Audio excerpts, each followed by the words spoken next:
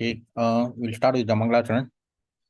Om Ajnana-Timirandasya Jnananjana-Shalakaya Chakshurunmilitam Yena Tasmai Shri Gurave Namah Shri Chaitanya Manobhishtam Sthapitam Yena Bhutale Swayam Rupakadamayam Datati Swapadantikam Vandeham Shri Guru Shri Yudapadakamalam Shri Gurun Vaishnavapcha Shri Rupam Savajadam Sagana Raghunathan Vitam Samstiyon Sadvaitam Savadutam Paljana Saitam Krishna Chaitanya Devam Shri Radha Krishna Padan Sagana Lilita Shri Vishakan Vitamcha हे कृष्णा करुणा सिंधु दीनबंधु जगतपति गोपीशा गोपिका कांता राधा कांता नमस्ते तप्त कांचन गौरांगी राधे वृंदावनेश्वरी वृषभानुसुते देवी प्रणमामि हरिप्रिये वाञ्छाकल्पतरुभ्यश्च कृपा सिन्धुभ्यो च पतितानां पावनेभ्यो वैष्णवेभ्यो नमो नमः श्री कृष्ण चैतन्य प्रभु नित्यानंद श्री अद्वैत गदाधर श्रीवासादि गौरभक्तवृंद हरे Krishna Krishna Krishna Hare Hare Hare Ram Ram Ram Hare Hare Hare Krishna Krishna Krishna Hare Hare Hare Ram Ram Hare Hare Hare Krishna Krishna Krishna Hare Hare Hare Ram Ram Ram Hare Hare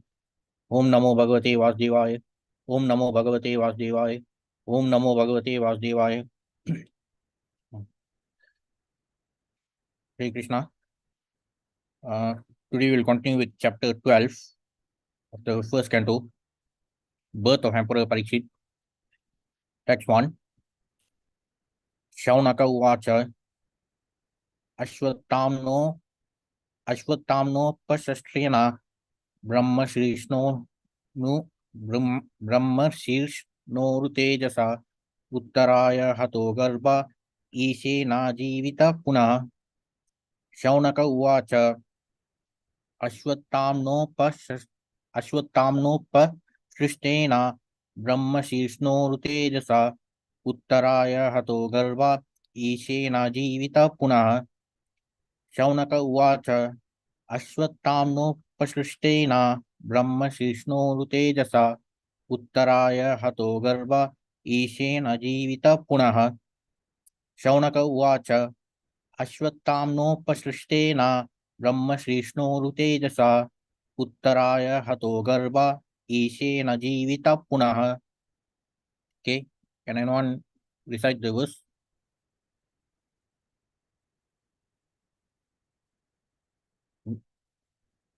Hare Krishna.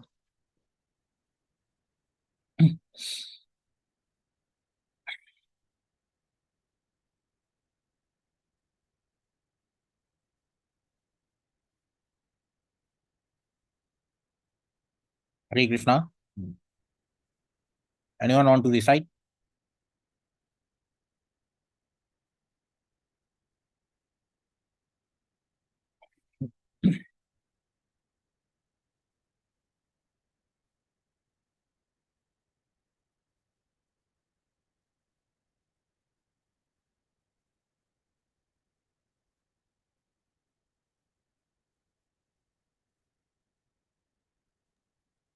Babu. Huh? Hare Krishna. Can I try? Okay. Yeah, please.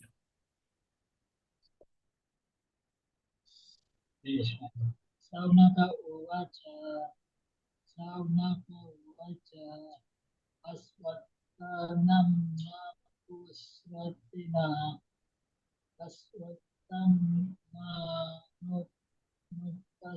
nupastitana, Brahma sirsno tu tejasa, Brahma sirsno rustejasa, Uttaraya hatu karba, Uttaraya hatu karbaya, Isena jivata puna, Isena jivata puna. Okay. Thank you, Ru. Shaunaka uvacha अश्वत्थाम्नोपसृष्टेन ब्रह्मशिष्णोरुतेजसा उत्तराय हतो गर्भा ईशेन जीवित पुनः. Shaunaka uvacha, the sage Shaunaka said, Ashwatthama, of Ashwatthama, the son of Drona, Upasrishtena, by release of Brahmasrishna, the invincible weapon, Brahmastra, Uru Tejasa by high temperature. Uttaraya of Uttara, mother of Parikshit. Hata, being spoiled. Garbha, womb. Ishena, by the Supreme Lord. Ajivita, brought to life. Puna, again. Translation. The sage Shaunaka said, the womb of Uttara, mother of Maharaj Parikshit, was spoiled by the dreadful and invincible Brahmastra weapon released by Ashwatthama, but Maharaj Parikshit was saved by the Supreme Lord. Purport.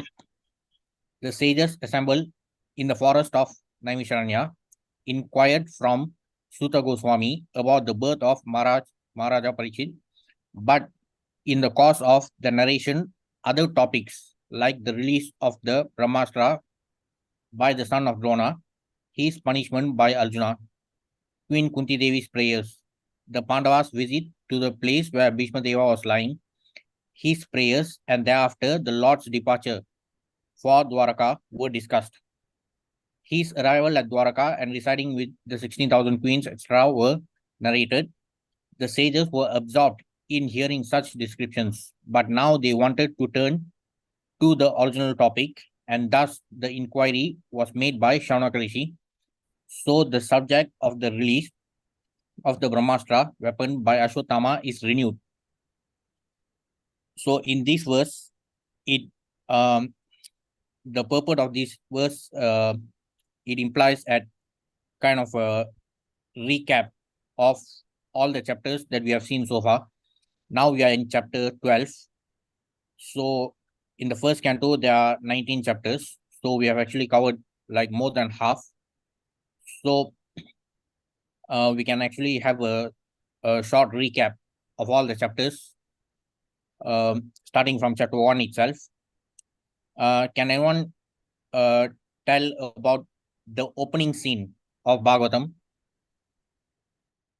Where does the opening scene of Bhagavatam, as described in chapter 1, take place?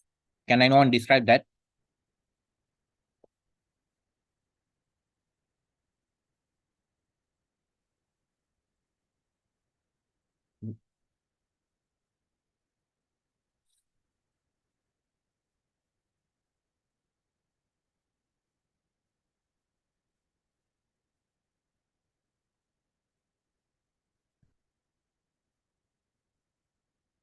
Okay, so chapter 1, in chapter 1, the first three verses, they talk about obeisances. It starts with obeisances to Krishna by Vyasadeva. Then after the first three verses, the opening scene starts at Naimisharanya. The sages at Naimisharanya, they are headed by Shaunaka Rishi. They are involved in performing sacrifices to mitigate the effect of Kali Yuga, and they are also quite anxious to know about how human beings can achieve perfection in Kali Yuga. They are actually worried about the Kali Jivas because they were able to envision about the ill effects of Kali Yuga. So they were very anxious to know about how human beings in Kali Yuga should lead their lives to in such a way that they are able to attain liberation. So the opening scene happens at Naimisharanya, and Shaunaka Rishi, who is the head of all these sages, he begins to ask questions to Sutta Goswami, and Sutta Goswami arrived there after hearing the Bhagavatam discourse between Sukadeva Goswami and Parikshit Maharaj. The discourse between Sukadeva Goswami and Parikshit Maharaj, it happened at the bank of Ganga river, and there were also many other transcendental personalities like Narada Muni, Vyasadeva, and Sutta Goswami, who was the disciple of Shukadev Goswami. He also attended the discourse which happened between Parikshit Maharaj and Shukadev Goswami for the entire period of 7 days. So the sages at Naimisharanya, they were very anxious about the impending ill effects of Kali, and they were also eager to know more about Krishna Katha from Sutta Goswami. So the first chapter is titled Questions by the Sages. So we'll just go through a recap of all the chapters, but not in great detail, just a quick recap. So this chapter, the first chapter is titled Questions by the Sages. So there are 6 important questions that were asked by the sages at Naimisharanya. These 6 questions were asked by the sages to Sutta Goswami, and that's how the discourse between the sages of Naimisharanya and Sutta Goswami started. And Sutta Goswami started to impart the knowledge of Bhagavatam as he heard it during the discourse which happened between Shukadev Goswami and Parikshit Maharaj. So after the first 3 verses about these 3 verses are also known as the Sambandha, Abhidheya, and Prayojana verses. The 4th verse begins to describe about the opening scene at Naimisharanya. So when Sutta Goswami arrived there, Shaunaka Rishi, the head of all the sages, he started by praising Sutta Goswami, and gradually he began his inquiry about the transcendental topics, and the 6 questions are mentioned in this chapter. So the first question is from verse number 9. Please, therefore, being blessed with many years, explain to us in an easily understandable way what you have ascertained to be the absolute and ultimate good for the people in general. So this was the first question, first out of the 6 questions. What is regarded as the absolute and ultimate good for the people in general, especially for the Kali Jivas? So related to that, verse 10 was also spoken. O learned one, in this iron age of Kali, men almost always have but short lives. They are quarrelsome, lazy, misguided, unlucky, and above all, always disturbed.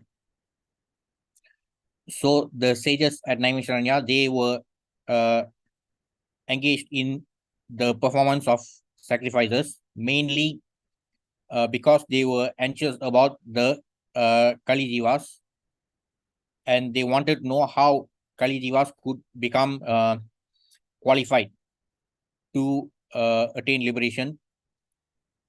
And that's why their questions were also more focused on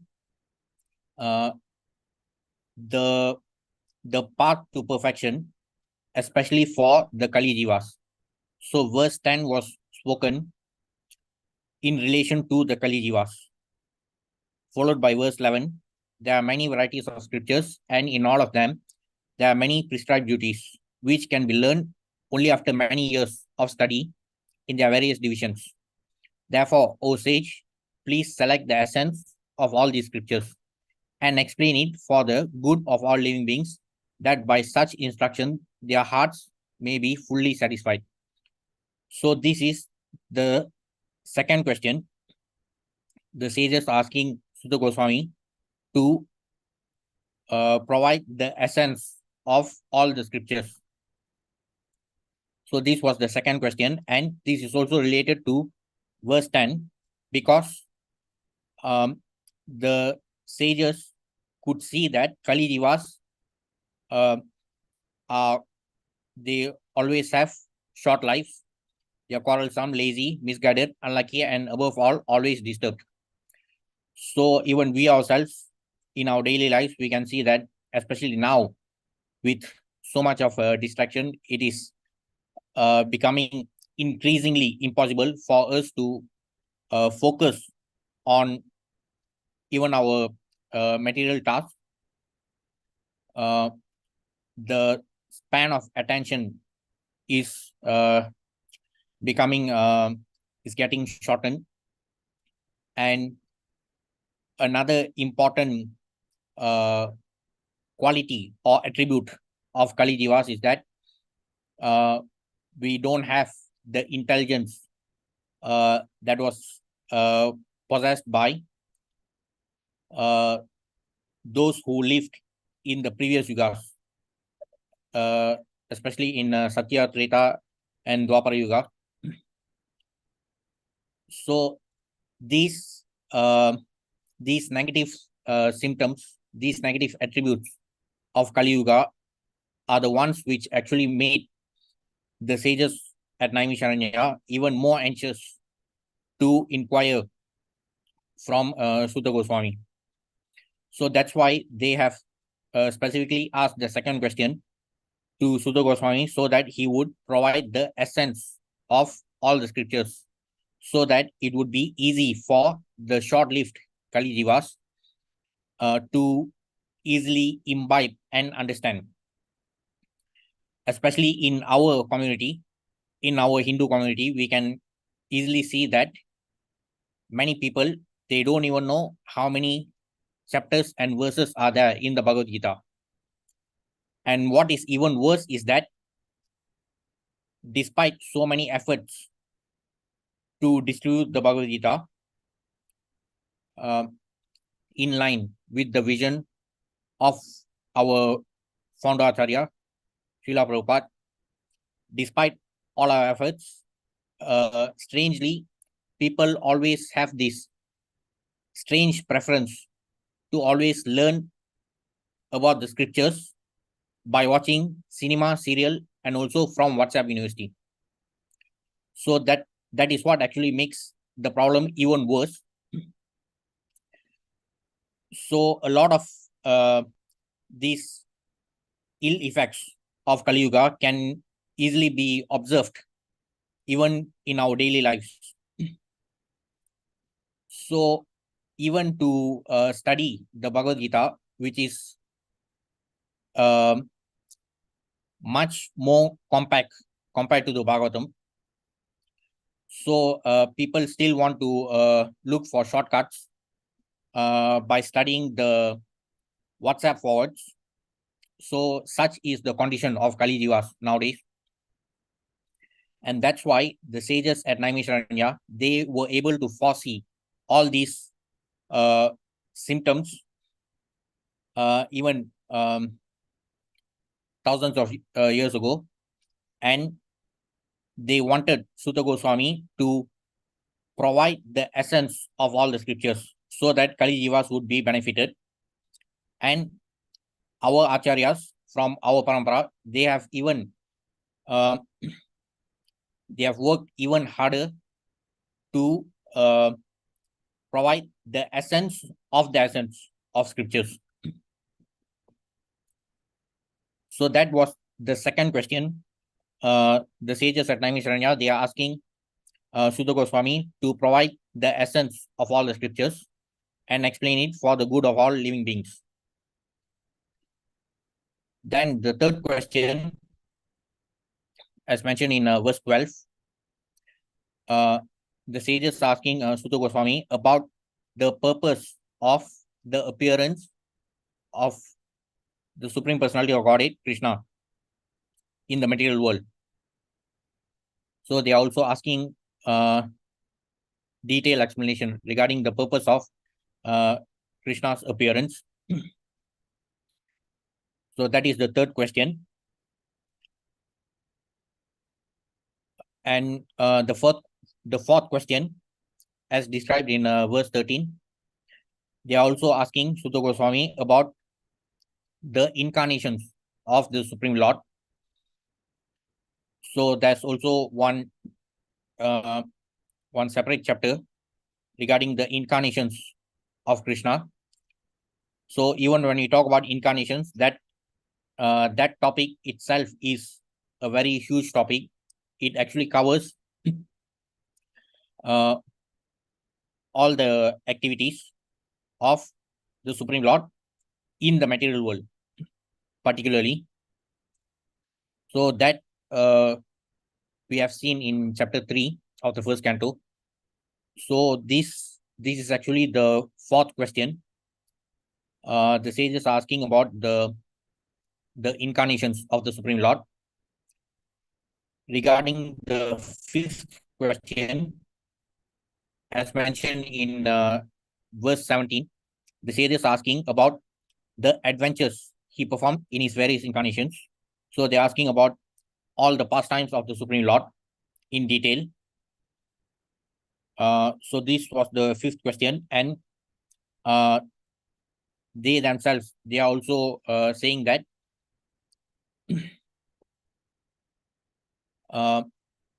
in verse 19, the sages are saying that we never tire of hearing the transcendental pastimes of the personality of Godhead, who is glorified by hymns and prayers. Those who have developed a taste for transcendental relationships with him relish hearing of his pastimes at every moment. So for the fifth question, the sages wanted to know about the transcendental pastimes of the Supreme Lord. And the sixth question, as mentioned in verse 23, the sages asking Sutta Goswami about what happened to the religious principles after the disappearance of Lord Krishna. After Lord Krishna departed to his supreme abode in the spiritual world, what happened to the religious principles? So in chapter 1, the sages at Naimisharanya, they have posed these 6 questions to Sutta Goswami, and Sutta Goswami begins to answer one by one in the following chapters. So in chapter 2 also, we can see a lot of important verses and also very meaningful verses. So Sutta Goswami actually begins to narrate the entire Bhagavatam starting from chapter 2, and he also tells the sages at Naimisharanya that he would narrate the Bhagavatam as he heard it during the discourse between Shukadeva Goswami and Parikshit Maharaj. So in chapter 2, there are quite a lot of important verses like 1 to 4, the prayer before reciting the Bhagavatam, and also in 1 to 6, Savai Pumsam Parodharmo Yato Vakir Adoksaje Hai Tuki Apratiyata Yayatma Suprasidati. So in the previous chapter, in chapter 1, one of the important questions was regarding what is regarded as the absolute and ultimate perfection for all living beings, especially human beings. So that question has been answered here in 1 to 6, verse 6 of chapter 2. The supreme occupation, dharma for all humanity, is that by which man can attain to loving devotional service unto the transcendent Lord. Such devotional service must be unmotivated and uninterrupted to completely satisfy the self. So, Sutta Goswami has actually started to answer all the questions one by one, starting from chapter 2 itself. Then there are also many other important verses in this chapter, like verse 17 and 18.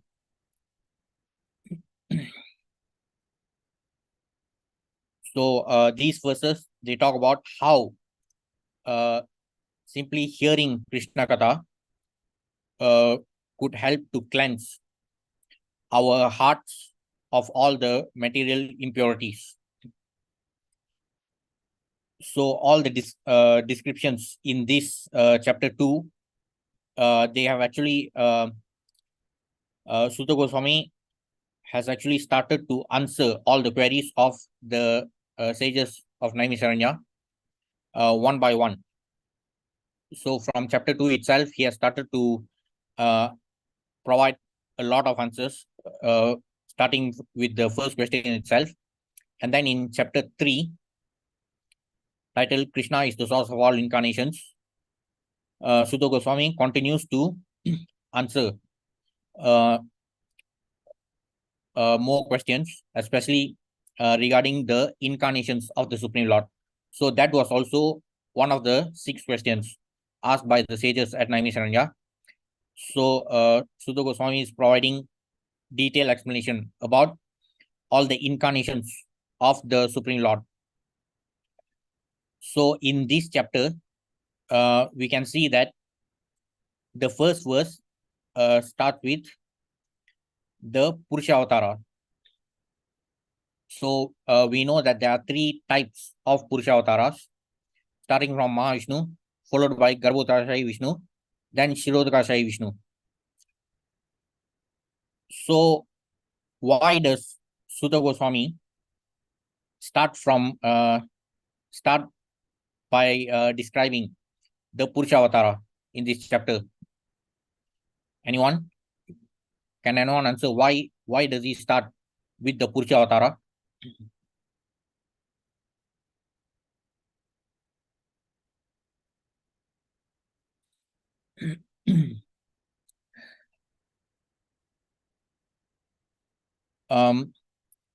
We can also see that this chapter is titled Krishna is the source of all incarnations. For those who have studied the Gita and also Bhagavatam, we can see that almost all the time in Srila Prabhupada's purports, Srila Prabhupada rarely uses the word incarnation. We will often see him using the word expansion very often. Srila Prabhupada rarely uses the word incarnation. But particularly for this chapter, it is titled Krishna is the source of all incarnations. This is because there is a difference between expansion and incarnation. If we look at the Goloka chart contains the 3 main regions. The topmost region is the Goloka region. That Goloka region is divided into 3 main parts, the 3 dhams. The topmost dham, Goloka Vrindavana, then followed by Mathura and Dwaraka dham. Then below Goloka region, between Goloka region and Vaikunta region, there is Ayodhya dham. Then below Ayodhya dham, there is the Vaikunta region. Then below Vaikunta region is the Devi dham or the material world. So above Devi dham, even between the Vaikunta region and Devi dham, we have Shiva Loka, the abode of Lord Shiva. So above Devi dham, the Vaikunta region and Goloka regions, they represent the entire spiritual world. So this spiritual world is described as 3/4 of the entire creation, and the material world, which is below the Vaikunta region, it is described as 1/4 of the entire creation. So the material world is known as Ekapada Vibhuti, and the spiritual world is known as Tripad Vibhuti. Now, in this chapter, Sutta Goswami starts the chapter by describing about the Purusha Avataras, because the Purusha Avataras, which begin with Mahavishnu, that represents the beginning of creations in the material world.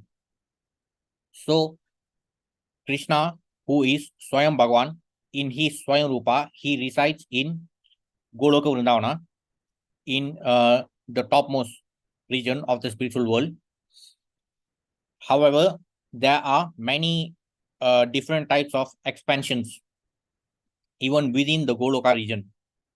So that's how he engages in his various pastimes in all the different dhams. He exists as Swayam Bhagavan Krishna in Goloka Vrindavana. At the same time, through his various expansions, he is also engaged in his pastimes in Mathura and Dwaraka Dham. Then from the Goloka region to the Vaikuntha region, the first Chaturvyuha expansion happens. That is the Adi Chaturvyuha. So from the Adi Chaturvyuha, there are many further expansions in the form of the Narayana forms, which through which Krishna is engaged in the innumerable Vaikuntha planets. Then from the Vaikuntha region to the Devidam or the material world, the Dvitiya Chaturvyuha expansion happens. So this Dvitiya Chaturvyuha expansion becomes the source for the Purusha Avatara. So in the spiritual world, all the expansions, all the different expansions in the spiritual world, they are known as expansions. But once the expansion descends to the material world, they are known as incarnations.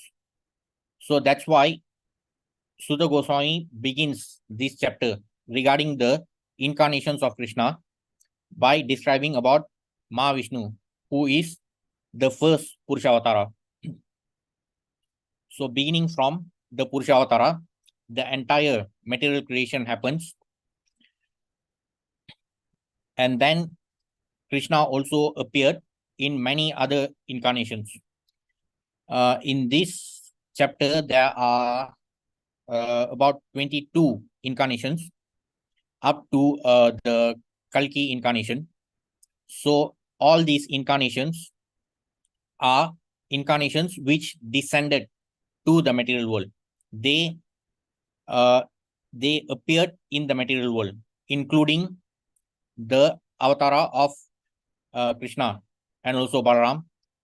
So all the 22 avatars or incarnations are particularly explained in this chapter, out of which verse 28 is especially a very crucial verse, because from verse 1 to 27, all the different incarnations have been explained. But in 28, it is mentioned all of the above mentioned incarnations are either plenary portions or portions of the plenary portions of the Lord. But Lord Sri Krishna is the original personality of Godhead. Krishnastu Bhagavan Swayam.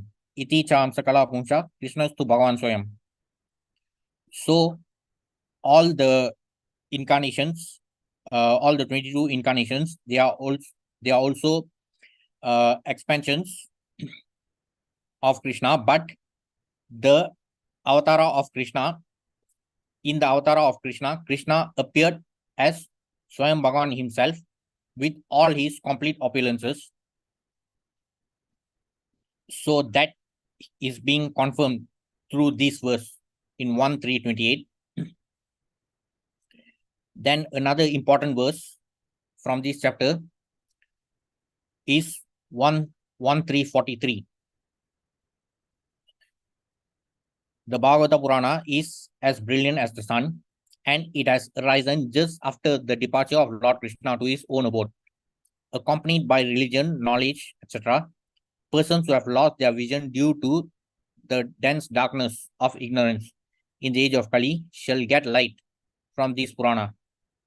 So this is another answer to one of the 6 questions. So we have seen that up to this point, Sutta Goswami has actually answered regarding what is regarded as the ultimate perfection for human beings. Sutta Goswami also answered regarding uh, the reason for Krishna's appearance in the material world.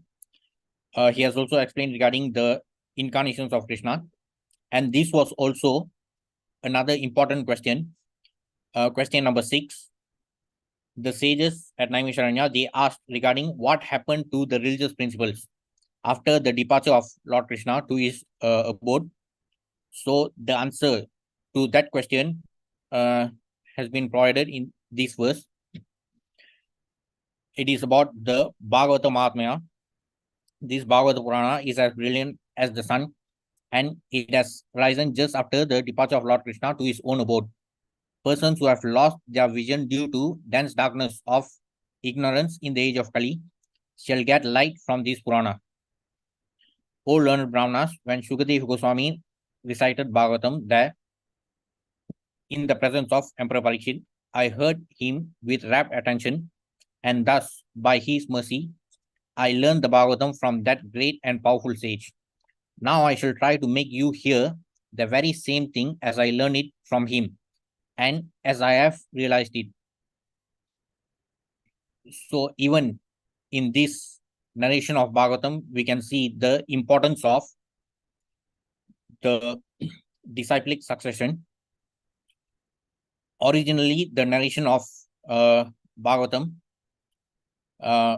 after being composed by Vyasadeva, he imparted the knowledge of Bhagavatam to Shukadev Goswami, and Shukadev Goswami imparted the knowledge to Parikshit Maharaj, and during that discourse, Sutta Goswami was also present there, and he is determined to deliver the same knowledge as he heard it and realized it from his spiritual master, Sukadeva Goswami.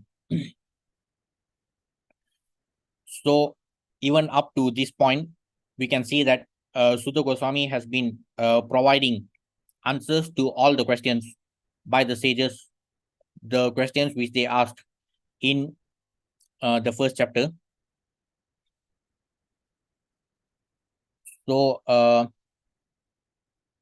after chapter 3, we get to see about how Vyasadeva himself was inspired to compose the Bhagavatam, and what actually was the need for the Bhagavatam to be composed. So even from there, even from these chapters, especially chapter 4, 5, and 6, we could clearly see the importance of Bhagavatam even compared to all the other Puranas. Then in chapter 7, there's the description about the son of Drona being punished, that is Ashwatthama. This was because he not only killed the sons of Draupadi when they were sleeping at night, but he also attacked Maharaj Parikshit when he was in the womb of Uttara. So in chapter 12, we are focusing on the birth of Emperor Parikshit, but the description about Parikshit Maharaj had actually started much earlier in chapter 8 itself, about how Parikshit Maharaj was attacked by the Brahmastra released by Ashwatthama, and how he was saved by the Supreme Lord Krishna. But the core content of chapter 8 is regarding Kunti Stuti, the prayers by Queen Kunti. So the reference to Maharaj Parikshit is only like an episode in the entire chapter. The main focus of the chapter in chapter 8 is more on the prayers by Queen Kunti.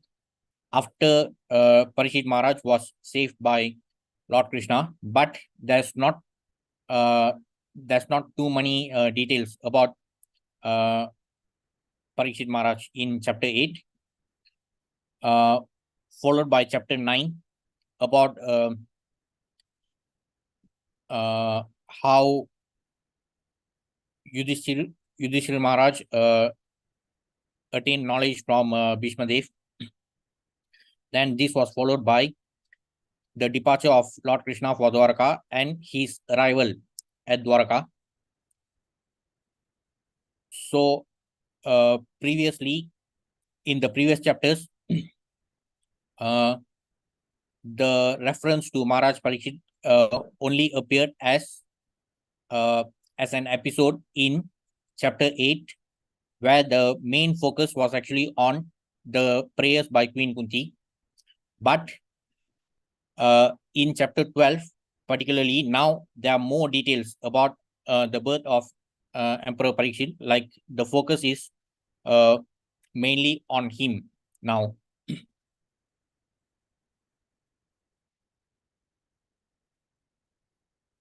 So Parikshit Maharaj was the son of Abhimanyu and Uttara. Abhimanyu was the son of Arjuna. He was born to Arjuna and Subhadra. And a very important attribute of Abhimanyu is that we know that Arjuna heard the teachings of the Gita from the Supreme Lord Krishna. The discourse of the Gita happened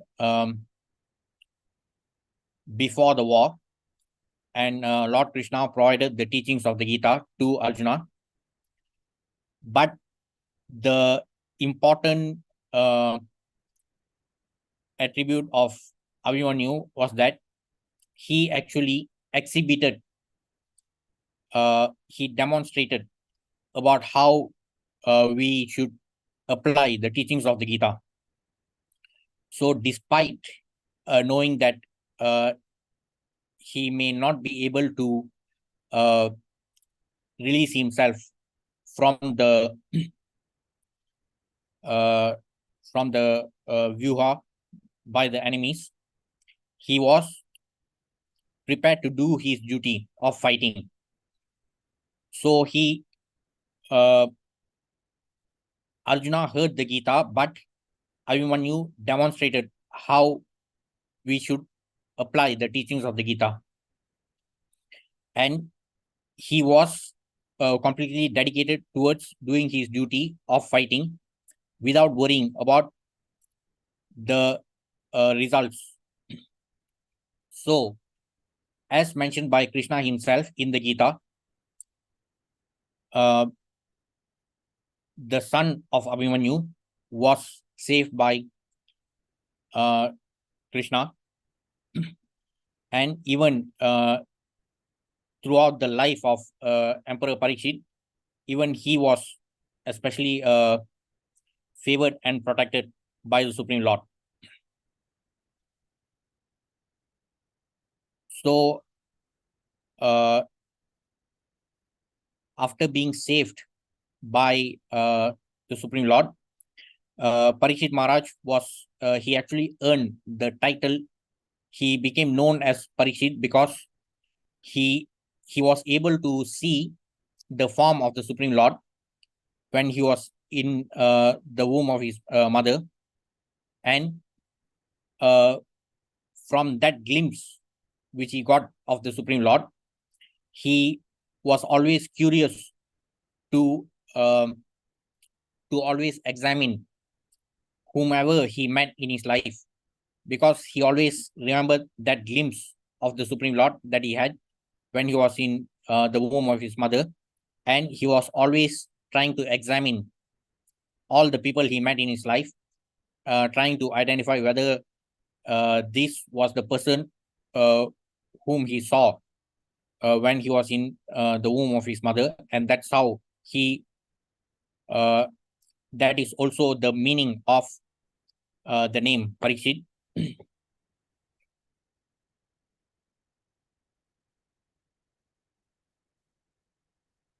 So in all the previous chapters, we have actually seen quite a lot of indirect references to Parikshit Maharaj. But in this chapter, we will be seeing more detailed information about him, because even in chapter 10, there are references to Parikshit Maharaj about how he succeeded Maharaj Yudhishthira. In chapter 10, there are several verses which talk about how Maharaj Yudhishthira was installed as the king of Hastinapura by the Supreme Lord Krishna, and how during his reign the country was prosperous. So the Pandavas, under the leadership of Yudhishthira, they ruled for 36 years, and after ruling, they handed over to Parikshit Maharaj, and Parikshit Maharaj was an even more glorious king than Maharaj Yudhishthira himself, because he further expanded the entire rule of Hastinapura to cover the entire Jambudvipa. So initially, the extent of the government of Hastinapura was restricted to Bharatavarsha, but there are descriptions from verses in chapter 10 about how Parikshit Maharaj became an even more glorious ruler, and he expanded the rule of Hastinapura to cover the entire Jambudvipa. So that was also regarding the description about how glorious the kings were during the previous yugas, or at least before the dawn of Kali Yuga. So that is also another observation which we can see nowadays. Prior to Kali Yuga, the entire world was under one king.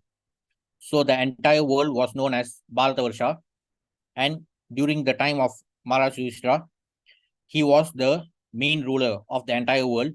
So it was all under one flag. And even during the reign of Maharaj Parikshit, he even expanded the rule to cover the entire Jambudvipa. Bharatavarsha is only one part of Jambudvipa, but Jambudvipa is a much bigger area, which is part of the entire Bhumandal. So he expanded the rule further before the dawn of Kali Yuga. So that is how glorious the kings were in the previous yugas. They were competent. They were competent enough to rule the entire world under one flag. And that was also especially in the case of the Pandava rulers, they were especially favored by the Supreme Lord, and therefore they had the ability to rule the entire world under one flag. However, what we are seeing nowadays is the exact opposite. So what we are seeing nowadays is also the direct effect of Kali Yuga, where we have one so-called international organization which has almost 200 member nations. So that from the whole world, or even the entire Jambudvipa being under the rule of one flag, now we have almost 200 flags, and people who are becoming mad with every passing day. They are also trying to create more nations. So that is how degraded this Kali Yuga is becoming. But it was the exact opposite in the previous yugas. Even during the rule of Maharaj Parishit, he was able to actually expand the entire extent of Hastinapura to cover the entire Jambudvipa. So that's how glorious the rulers were before uh, the dawn of Kali Yuga. But whatever we are seeing nowadays is the exact opposite. So even the so-called rulers of Kali Yuga, they are completely incompetent to rule the entire world, like what was done by the glorious kings of the past. So Parikshit Maharaj was actually even more glorious than Maharaj Yudhishthira as an administrator, because he was able to expand the rule of Hastinapura to cover the entire Jambudvipa itself.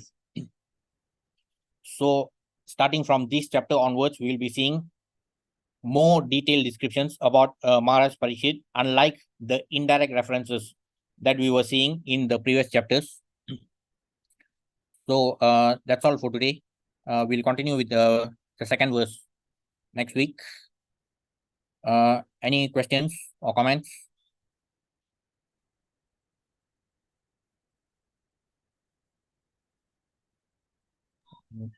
Nothing is available. Yeah, okay. Thank you. Hare Krishna. I should have